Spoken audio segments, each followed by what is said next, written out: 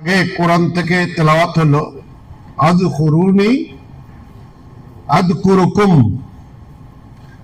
আমাকে স্মরণ করো আমি তোমাদেরকে স্মরণ করব। ওয়াশকুরুলি, আমার কাছে কৃতজ্ঞতা জ্ঞাপন করো। ওয়ালা তাকফুরুন, অকৃতজ্ঞ হয়েও না। কে বলছে? আল্লাহ সুবহানাহু ওয়া তাআলা। উনি বলছেন যে তুমি আমাকে স্মরণ করো আমি তোমাকে স্মরণ করব। কখন স্মরণ করব?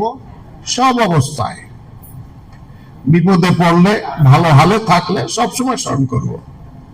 তাহলে উনি স্মরণ করবেন। আর বলছেন যে আমি যে নিয়ামত দিয়েছি সেগুলোর শুকরিয়া আদায় করো, অকৃতজ্ঞ হয়েও না। কি কি নিয়ামত আছে? বাবা মা বেঁচে আছে, তারা আমার লেখাপড়া করাচ্ছে, সরকার স্কুল দিছে, সেগুলোও নিয়ামত।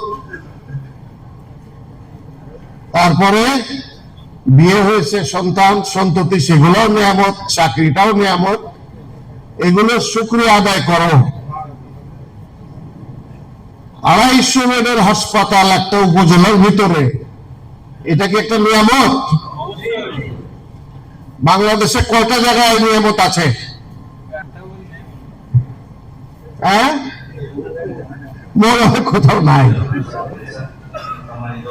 একটা পাগল লোক রয়েছে, তার পকেটের টাকা খরচ করতেছে এখানে, বোকা লোক, লাভ হবে না এখানে জানে, তারপরে করতেছে।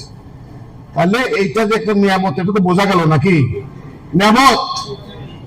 তাহলে সবার এটা শুকরিয়া আদায় করতে হবে।